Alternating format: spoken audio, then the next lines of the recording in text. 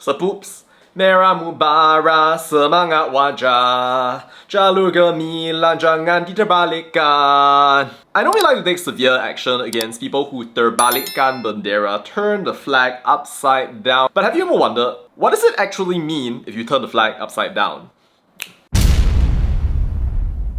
So poops, we've had lots of bendera terbalik cases recently. You had, of course, the hardware store, the one where Akmal offered to teach the Apek a lesson. We had a Pontian clinic that got closed for 30 days. And we have this Batu Cave shop where this Abang Bomba was kind enough to fix things. And we have a whole bunch of people coming out there, making comments one after another, making it all about a race. Lots of angry comments, but what are people actually angry about? So I decided to look it up, and it's actually pretty interesting. Turns out flying the flag upside down is actually a signal of distress, and it comes from naval history. Usually on most ships, the ensign, which is a huge version of the national flag, that is required under international maritime law, is hoisted, so it shows you what country the ship actually comes from. Malaysia ke, Germany ke, US ke, or whatever. Turning the flag upside down is actually what we call a sign of distress. Like for example, your ship is sinking, you're being attacked, you've lost power or something, then you hoist the flag upside down. So it tells people that, oh, there's a problem here, please help us. So when you go from sea to land, the meaning is actually the same, right? Like when you hoist the flag upside down, it implies that you are in trouble, the country is in trouble, please come and help us. Now obviously there's a difference between doing it intentionally and doing it accidentally. And if people do it intentionally, and the purpose is to mock or insult the country, and it can be established that it was intentional, there are actually laws that can punish them. Like for example, you've got the Section 14 of the Minor Offences Act 1955. Maybe some people would disagree that it's a minor offence, but basically you can be fined 100 ringgit.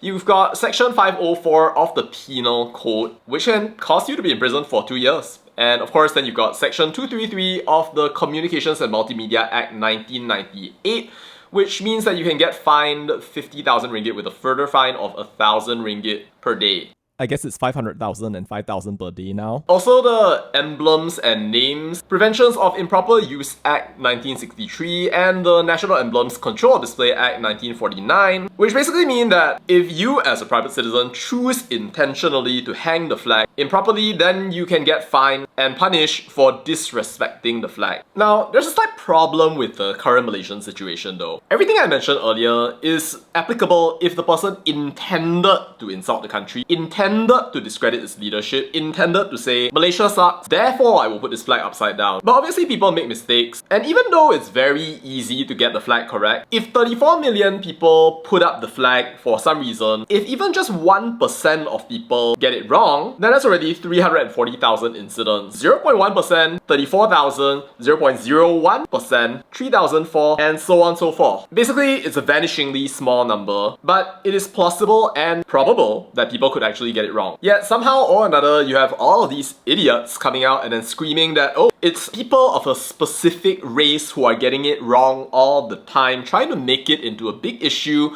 because they want votes, they can hide behind the excuse of the flag, and because they secretly hate the other people in their country. The more and more I think about Malaysia and everything that we've seen in the past couple of weeks, the more I start to wonder whether sometimes when people hang the flag upside down, it is an actual valid call for help for what is happening in the country. When we think about this whole Jalur Gemilang thing and the hypersensitivity we've seen just in the past couple of days, it really just makes me wonder, is it actually right to turn the Jalur Gemilang upside down? See, even though we have all of those laws, we have a lot of people out there who want to go out there and take the law into their hands. You have people wanting to go out and educate Apex, rally together, act like they are on the side of justice, terpaling jati diri, tegas berprinsip bermaruah, but are basically just supporting mob justice and bullying instead of actually responding in a proper way. If you need proof that people are going out and creating trouble, trying to racialize things, just look at what Wee Ka Seong commented right here. And look at the comments underneath and you will see there the naked racialism, the so-called grassroots push that is basically just a political cash grab that even at this point, people like Lokman Adam are casually noticing as they look out at the penunggang benderas who want to do everything except get themselves called bullies. Saya tak nak ada orang cakap saya pembuli. Saya nak beritahu, saya bukan pembuli.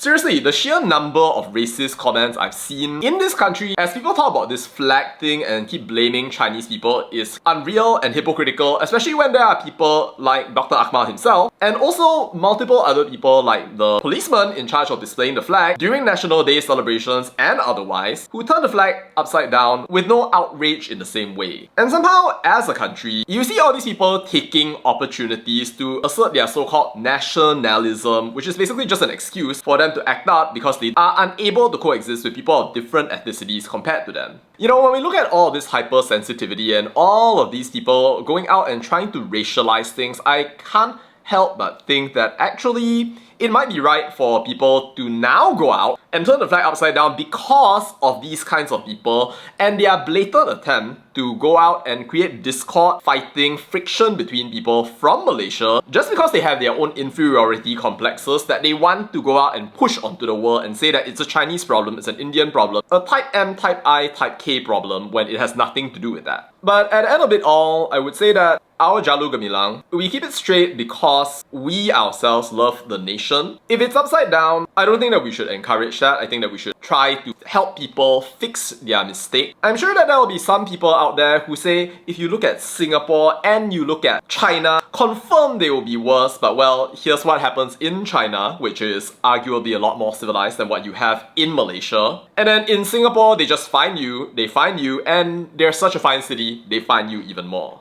See, the point is this right? If you are angry that somebody is not hanging the Jalur Gemilang right, you think that they're an idiot, leave it at commenting that they are an idiot, or you help them to fix it, or you wait for the law to act. You cannot be going out there and then threatening mob justice, trying to educate people and acting like a gangster because you are not a gangster. And even if you were a gangster, you're not going to be protecting the Malaysian flag. You are going to bring the country further and further into distress because you cannot control yourself, or because you want votes and will end up destroying the entire country because of your irresponsible actions. If you keep on behaving the way that you do, I believe that the government should punish you, drag you out of house and home, showcase you and your racism to the entire country so that you can never once again threaten the people of Malaysia thinking to yourself that, oh, I'm on the side of justice.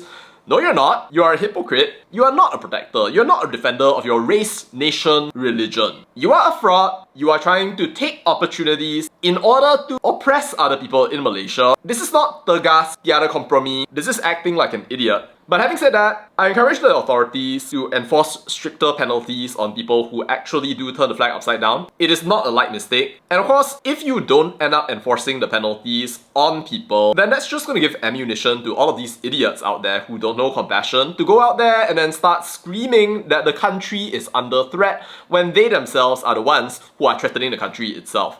So, by all means, punish these people, fine them, get people to go out there and fix the mistake, as an Abang Bomba very nicely did just the other day, and don't let the people take the law into their hands. At the end of the day, I think all of us who are watching still love Malaysia, and we want it to move away from this kind of nonsense towards becoming a place that is successful. That's what independence has allowed us to do, even as we engage in this society. Hopefully, not as penunggang benderas, but genuinely one united Malaysian people under the Jalur Gemilang, ideally not turned upside down. Alright, that's all to say about that, and bye.